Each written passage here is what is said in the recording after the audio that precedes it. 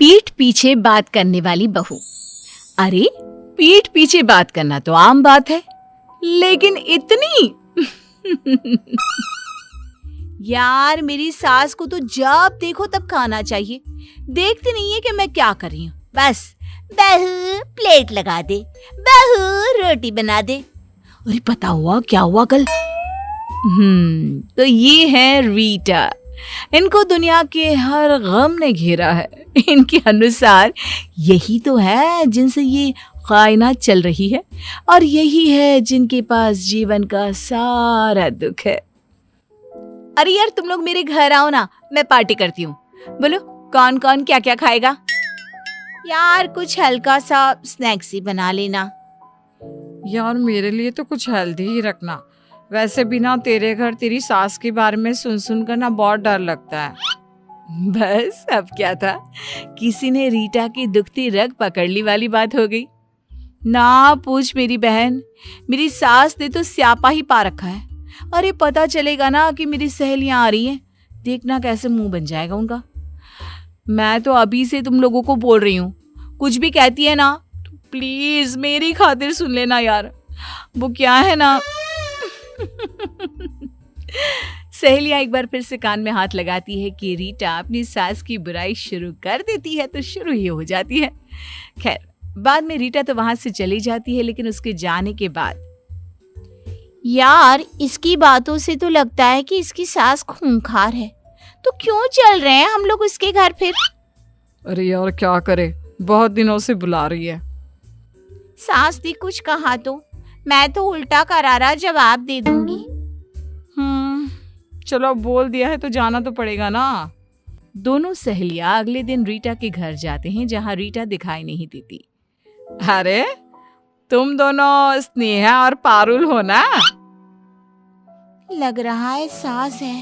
हे भगवान, ये रीटा भी ना किसके हवाले करके कहाँ चली गई? जी आंटी नमस्ते। अरे जीती रहो। बच्चे को नहीं ले आई? अरे उन्हें भी ले आना चाहिए था ना। बैठो मैं पानी लाती हूँ, रीटा आ ही रही होगी। सास दोनों के लिए पानी, शरबत और मीठा लेकर आती है। आंटी रीटा कहाँ है? वो क्या है ना, आज वो जल्दी उठ गई थी तो अभी सो रही है। मुझे तो बाद में बताया कि तुम लोग आ रहे हो। बेटा खाना तो मैंने जैसे तैसे ही बनाया है, खाकर बताना कैसा लगा। बाकी और बताओ। फिर क्या था, स्नेहा पारुल तो सास से इतना घुल मिल गए कि उन लोगों ने रीटा को पूछा ही नहीं। खाना पीना करके वो निकल रहे थे कि अलसाई सी अंगड़ाई लेती रीटा सामने खड़ी हो जाती है। आगे तुम दोनों, कब की पार्टी रखी थी मैंने और कब आ रही हो? ये भी कोई बात होती है क्या? माँ जी जरा एक गिलास पानी देना। सास पानी लेने जैसे ही जाती है, आदत के अनुसार रीटा शुरू हो जाती है। देखा, मेरी सास को काम के नाम पर तो नानी मरती है, किसी से बात करके राजी नहीं। पता नहीं बुढ़िया को किस बात का घमंड है। अरे तुम दोनों आई हो ना, अच्छा थोड़ी न लग रहा होगा उन्हें। अच्छा तुम्हें कैसे पता? और तुम थी कहाँ? अरे इन्होंने काम दे रखा था ना, तो वही कर रही थी कमरे में। न जाने कहाँ से साड़ी ले आई है, उसी की सिलाई के लिए कपड़ा दिया था। कमरे में बैठ के अभी तक इन्हीं की साड़ी तैयार कर रही थी। तभी सास आ जाती है, बहू को पानी का ग्लास देती है और फिर अच्छा बच्चों बातें करो, कुछ चाहिए तो बता देना। मैं जरा ये साड़ी लाई थी तो वो तैयार कर लेती हूँ। बहू तेरी साड़ी जो तुम मुझे दे गई थी ना, वो तैयार हो गई है, तो कमरे से लेकर जाना। सास की जाती ही, चल पारुल चलते हैं। अरे क्यों, रुको ना, एक तो देर से आए हो, ऊपर से बिना कुछ खाए जा रहे हो। पता है क्या क्या बनाया है मैंने? हम लोगों को पता है कि क्या क्या बना है और कैसा किससे बनाया है, लेकिन तू ना अब रहने दे रीटा। ये बोलकर दोनों चली जाती हैं। रीटा को समझ में ही नहीं आता कि क्या हो गया। खैर दिन बीतते हैं। फिर एक रोज रीटा की सहेली ऑफिस में बात कर रही थी। यार क्या बताऊं, मेरा पति ना मेरी तरफ ध्यान ही नहीं देता। बस खाना खाना, ऑफिस जाना और सो जाना। ना कहीं घूमता है ना फिरता है। अरे कभी दो बोल भी प्यार की नहीं बोलता। रीटा देखती है कि सारे लोग उसकी बात सुन रहे थे। वो समझ जाती है कि लोगों की सिंपैथी सास के नाम पर नहीं पर पति के नाम पर जरूर मिलेगी। वो भी लोगों से बात करना शुरू कर देती है। एक दिन वो जानबूझकर मुंह लटकाकर बैठ जाती है। अरे क्या हो गया रीटा, सब ठीक है ना? सब ठीक। लोगों का ध्यान अपनी ओर करने के लिए रीटा को जो चाहिए था वो मिल रहा था। फिर क्या बताऊं, मेरी तो जिंदगी से सारी उमंगे तरंगे ही खत्म हो गई हैं। अरे क्या हो गया? तभी वहां स्नेहा आ जाती है। क्या सास की फिर कोई बात है? अब तो रहने दे रीटा। सास की नहीं पति की है। पर चल छोड़, तुम लोगों को तो लगता है ना कि मैं ऐसे ही बोलती रहती हूँ। तभी एक नया लड़का जिसने अभी अभी ऑफिस ज्वाइन किया था वो रीटा के पास आता है। क्या बात है रीटा, हम लोगों से शेयर कर सकती हो? अरे भाई, हम भी फैमिली से कम थोड़ी ना है। ऑफिस में कितना समय हम साथ में रहते हैं। रीटा भी, जो कि सिर्फ पति की बुराई कर लोगों से सिंपैथी लेना चाहती थी। क्या बोलूं, मेरे पति तो सिर्फ मेरे पैसे से प्यार करते हैं। स्नेहा, जो कि पहले से ही रीटा को समझती थी। कौन से पैसे? तेरे पास पैसे कहाँ से आ गए? अरे यही जो मैं कमाती हूँ। कहते हैं सारे पैसे मुझे दिया कर, नहीं देती हूँ तो मारते भी है।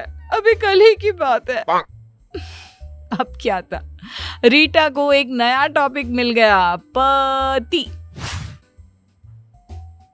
वाह क्या बात है, पति की थोड़ी सी बुराई और देखो कैसे लोगों का जमावड़ा मेरे आसपास लगा रहता है। लेकिन उसे ये नहीं पता था कि लोग उसके पास क्यों आते हैं। अरे पति से परेशान हो तो हमें बताओ, हम बात करते हैं। और तुम्हारे जैसी बीवी हमारी हो ना तो भाई। लड़कियां तो रीटा को समझ चुकी थी, लेकिन लड़के वो अपने ही तरीके से रीटा से मजे लिए करते थे। एक दिन, यार क्या पता रीटा सच में परेशान हो। मुझे भी लग रहा है यार, सास तक तो हर कोई परेशान हो ही जाता है, लेकिन पति। अरे इसका पति तो कितना मानता था ना इसको।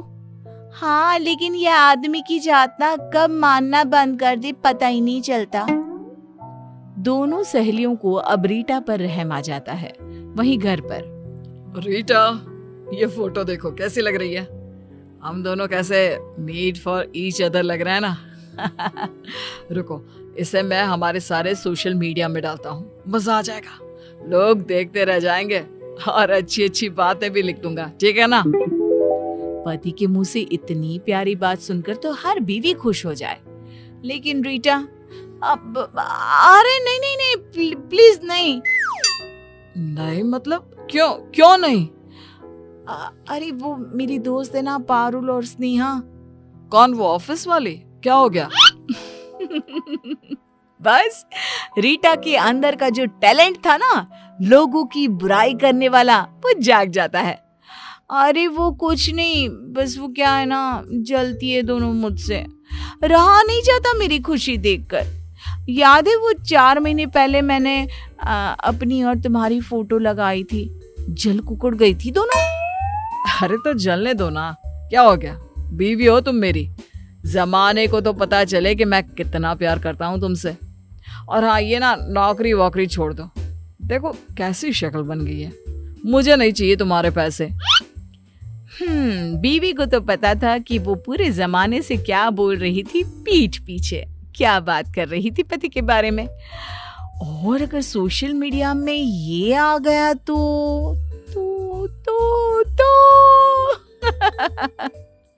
अगले दिन, हे भगवान, न जाने क्यों चक्कर आ रहा है। अरे रहने दो ना, क्यों कर रही हो ये 2 टके की नौकरी?